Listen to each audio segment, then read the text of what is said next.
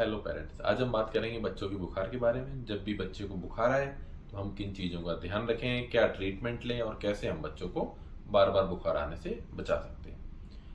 हमें जब भी बच्चे को बुखार आए तुरंत से बगल वाले केमिस्ट पे जाकर के एक एंटीबायोटिक और एक पैरासीटामोल की दवाई चालू नहीं करनी है।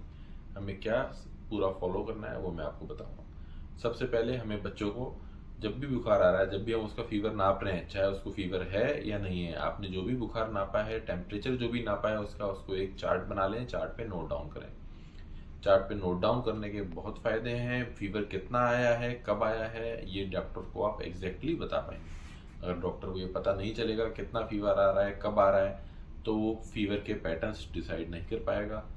कुछ डिजीजेज जैसे मलेरिया हो गए, डेंगू हो गए, इनके फीवर के अपने पैटर्न होते हैं, उनसे डॉक्टर्स को आईडी लग सकता है। इसलिए फीवर की चार्टिंग बहुत ज़रूरी है। जब भी बच्चे को फीवर आए या टेम्परेचर आप नापें, उसकी चार्टिंग जरूर करें। नेक्स्ट हमें क्या ध्यान रखना है, बच्चे को फीवर अगर तेज आ रहा है तो हम बच्चे को पैरासीटामोल की ड्रॉप्स दे देते हैं। पैरासीटामोल की ड्रॉप या सिरप जो भी आप बच्चे को दे रहे हो, उसकी एडिक्वेट डोज जाना बच्चे को बहुत ज़रूरी है। अगर आप उसकी कम डोज देंगे तो बच्चे का फीवर कम नहीं होगा, बच्चा परेशान रहेगा। और अगर आप उसको ओवरडोज करेंगे तो ओवरडोज के अंदर बच्चे की लिवर डैमेज, किडनी डैमेज हो जाए या फिर जीआई ब्लीडिंग, ऐसे मल्टीपल साइड इफेक्ट्स हमें देखने मिल सकते हैं।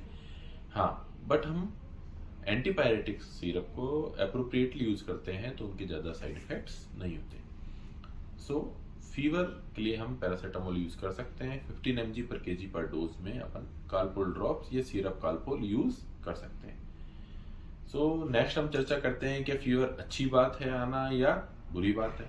फीवर हमारी बॉडी के लिए अच्छा है या बुरा है? फीवर हमारी बॉडी के द्वारा ही पैदा किया हुआ एक अडेप्टिव रिस्पॉन्स होता है, जो कि जब भी अपने शरीर के अंदर कोई बैक्टीरिया या वायरस के इन्फेक्शंस आते हैं तो बॉडी में अपना फीवर जनरेट होता है। बॉडी अपना फीवर जनरेट इसलिए करती है ताकि जो बैक्टीरिया और वायरस का रेप्लिकेशन है वो कम हो सके, ज़्यादा इन्फेक्शन स्प्रेड ना हो, और इन्फेक्शन को कंट्रोल करने के लिए अपनी बॉडी फीवर जनरेट करती है। क्या जब बच्चा बिल्कुल ठीक है, अदरवाइज नॉर्मल है, और एक माइनर वायरल इलनेस है, क्या उसमें हर बार पैरासीटामोल फीवर के लिए देना जरूरी है? नहीं, ऐसा जरूरी नहीं होता है। अगर बच्चा बिल्कुल नॉर्मल है, उसमें सिर्फ बॉडी का टेम्परेचर नॉर्मल करने के लिए एंटीबायोटिक मेडिसिन देना एडवाइजेबल नहीं होता है। नेक्स्ट हमें क्या ध्यान रखना है, नेक्स्ट हमें क्या जब भी देखना है कि कब हमारे बच्चे को डॉक्टर की आवश्यकता है, कब डॉक्टर के पास लेकर के भागना है।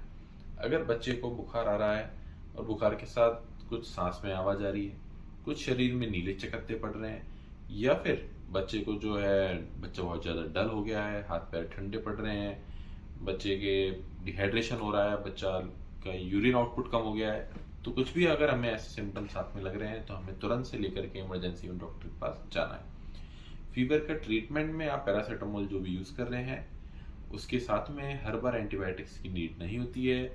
यूजुअली फीवर वायरल इलनेस होती है तो डॉक्टर भी 24 to 48 आवर्स ऑब्जर्व करते हैं। हाँ, अगर कुछ हमको ऐसा शुरू में ही लग रहा है कुछ बैक्टीरियल इलनेस है तो ही वो एंटीबायोटिक्स प्रिस्क्राइब करते हैं। इसलिए जब भी फीवर आए अपने डॉक्टर से तुरंत संपर्क करें। नेक्स्ट हमें क्या किन बातों का ध्यान रखना है, अगर पैरासीटामोल के बाद भी फीवर नहीं उतर रहा है, या फिर पैरासीटामोल से भी फीवर में ज़रूरी चीज़ क्या है? सबसे ज़्यादा ज़रूरी चीज़ है बॉडी में हाइड्रेशन। अगर बॉडी का हाइड्रेशन मेंटेन रहेगा तो बॉडी काफ़ी, बच्चे के एनर्जी लेवल्स मेंटेन रहेंगे, ज़्यादा सीरियस प्रॉब्लम आने की संभावना कम होती है। हमें हाइड्रेशन पे ज़्यादा फोकस करना है। फीवर के दौरान जब भी बच्चे के अंदर फ्लूइड लॉस हो रहे हैं उनको हमें रिप्लेस करते रहना है। बच्चे को हमें ओआरएस दे दें, चाहे नारियल पानी दे दें, चाहे प्लेन वाटर दें, चाहे दूध दें, बच्चे के शरीर में लिक्विड्स प्रॉपर जाते रहने चाहिए।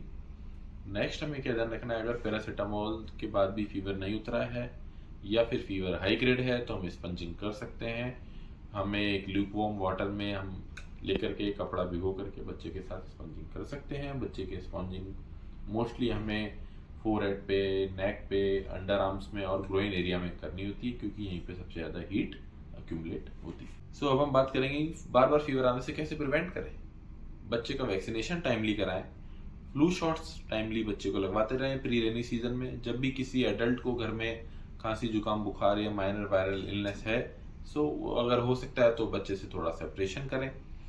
और बच्चे को हेल्दी डाइट दें, बच्चे को लिक्विड्स अच्छे से देते रहें एंड बच्चे को प्रॉपर स्लीप दें, ताकि बच्चे की इम्यूनिटी अच्छी रहेगी। अगर बच्चे की इम्यूनिटी अच्छी रहेगी तो फिर बच्चे को माइनर जो भी वायरल इलनेस है उनसे इजीली बच्चा डील कर सकता है और उसको बहुत ज़्यादा बुखार नहीं आएगा भी तो वो 24 to 48 आवर्स में सेटल हो। सो ये है फ्रेंड्स फीवर के बारे में। इसके अलावा भी अगर कोई आपके और क्वेश्चन है तो आप मेरे से कमेंट बॉक्स में पूछ सकते हैं। Thank you.